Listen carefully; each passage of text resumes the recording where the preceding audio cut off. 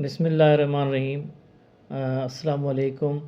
The VN home virtual campus से आपको welcome करते हैं।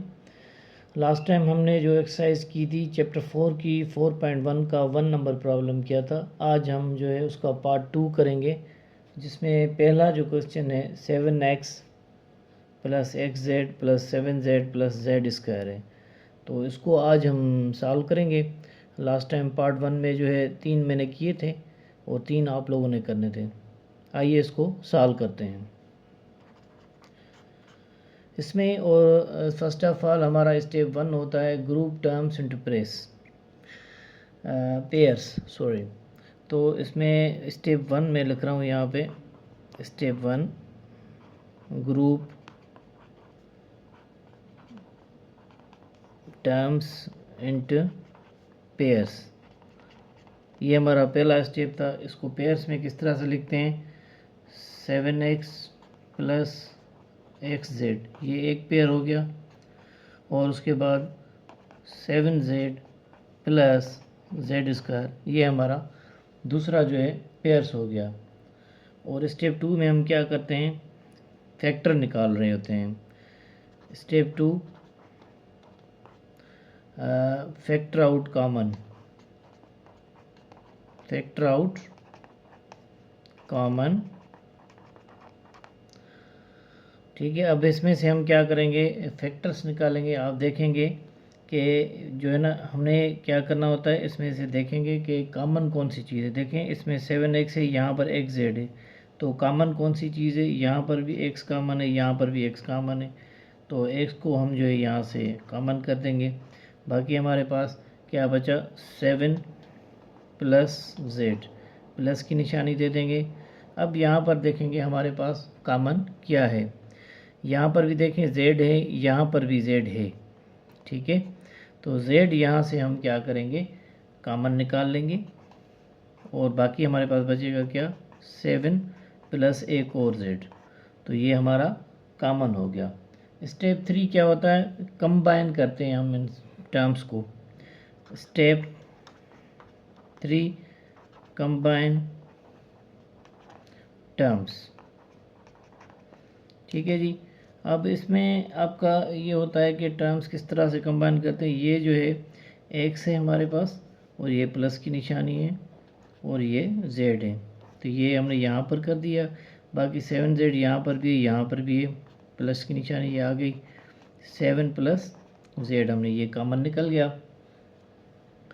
तो इसमें आपने देखा कि हमने कॉमन निकाला, तो हमें वैसे क्या कंबाइंड टर्म्स करके पहले जो है हमने फैक्टर आउट यहाँ से निकाले, उसके बाद जो है इसमें से देखा कि कौन से कॉमन है, फिर उन टर्म्स को हमने कंबाइन करके रखा। यहाँ पर फैक्टर निकाल के फिर हमने जो है ये और ये इसमें से कंबाइंड टर्म्स हमने निकाले हैं। राइट, तो हमारे पास अभी जो है वैसे हमें क्या करना था, हमें जो है फैक्टर्स जो है ना निकालने थे। तो फैक्टर्स जो है कंबाइन होने के बाद जो है हमने जब इसको कंबाइन किया टर्म्स को, फिर फैक्टर निकाले, तो ये हमारे जो है फैक्टर्स निकल आए। तो इसका आंसर जो है यहाँ तक था। जी भाई, हमारे पास अब पार्ट 2 का जो है ये 3rd नंबर जो है प्रॉब्लम है, इसको मैं 3rd कर देता हूँ। 3rd नंबर प्रॉब्लम है, 2nd आपने करना है, 3rd नंबर में यहाँ पर कर रहा हूँ। स्टेप्स आप वही याद रखें। स्टेप 1 अब मैं बार बार नहीं लिख रहा। स्टेप 1 में हमें क्या करना होता है ग्रुप टर्म्स। आपको पता है कि ये ग्रुप टर्म्स जो है इनको 2 हिस्सों में हम कर रहे होते हैं। जैसा कि ये कि 60 माइनस 12p, यहाँ पर ये एक ग्रुप हो गया। उसके बाद जो है ये प्लस की निशानी मैंने दे दी, फिर into bracket 4TQ minus 8PQ bracket over.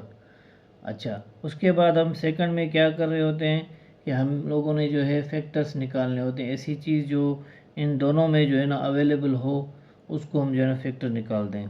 मैं अभी लिख नहीं रहा, जस्ट लिख रहा हूँ स्टेप 2 फैक्टर्स। आप में ये आपके स्टेप जो है ना डिटेल ऊपर लिखी हुई है। तो स्टेप 2 में क्या होता है कि फैक्टर्स हम किस तरह से निकालते हैं, आइए उसको करते हैं।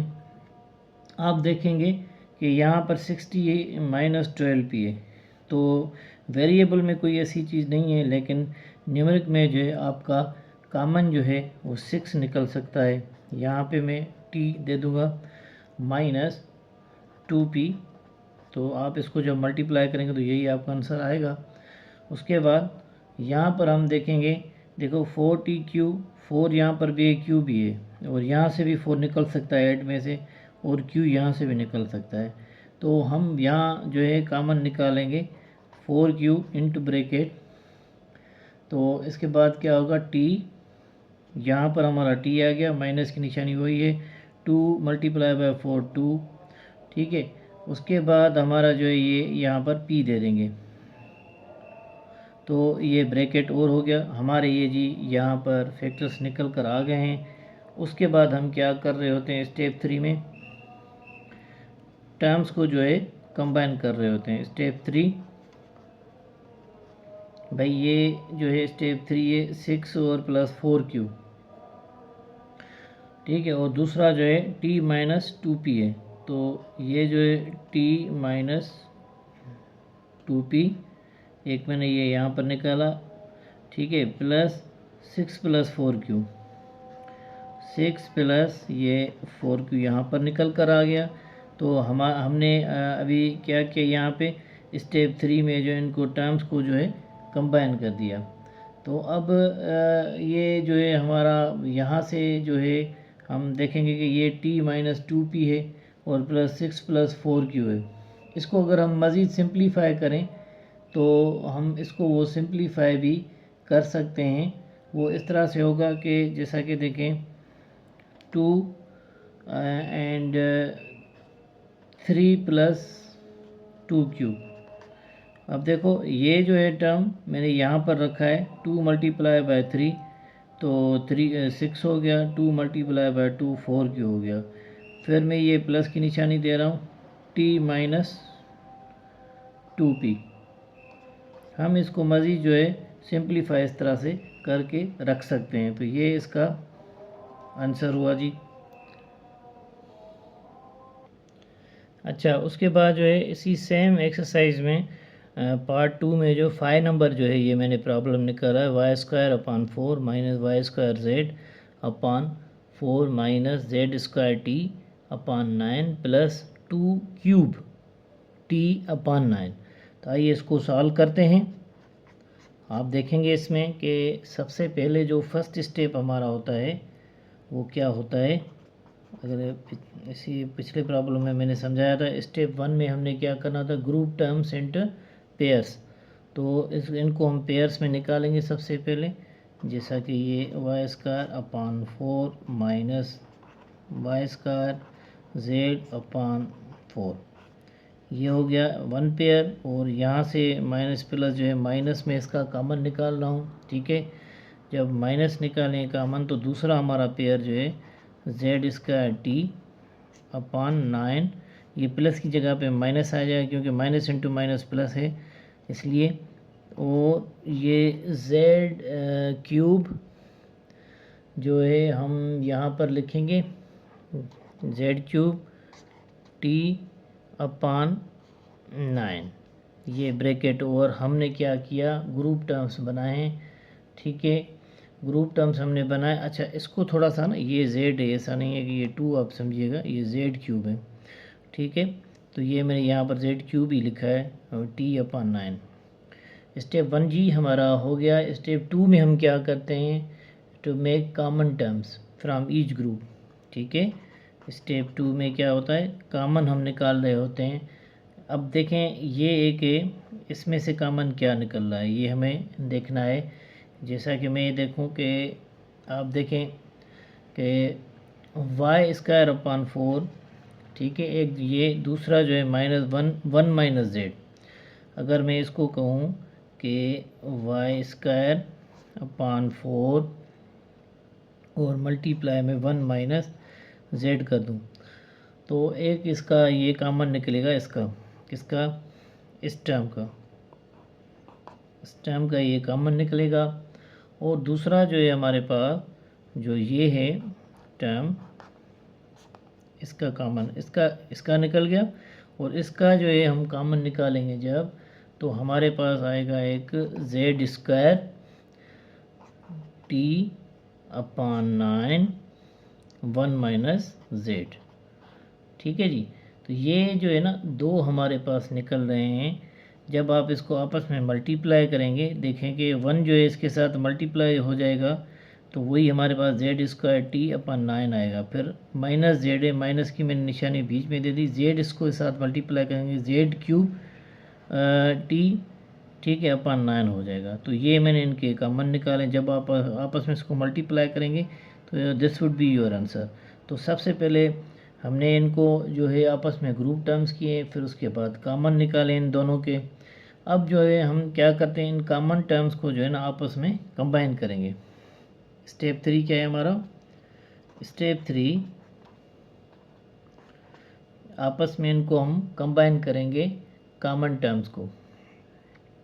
तो ये किस तरह से होगा कि ये Y square upon 4 1 minus z, ठीक है जी, ये एक हो गया। और इसके साथ जो है हमारा कंबाइन जब करेंगे तो बीच में जो है ये माइनस की सिंबल है, ये हम देंगे, ये माइनस, उसके बाद ये पूरा लिखेंगे Z square t upon 9 1 minus z. ठीक है जी। स्टेप 3 में हमने क्या किया, इसको आपस में कंबाइन कर दिया। स्टेप 4 में हम क्या करेंगे, इसमें से हम अब फैक्टर्स निकालेंगे। स्टेप 4, ठीक है, तो picking out, factoring out. Factor जब हम निकालेंगे हम देखेंगे 1 माइनस जेड यहाँ पर भी है, यहाँ पर भी है, तो एक हमारा फैक्टर ये हो गया 1 माइनस जेड।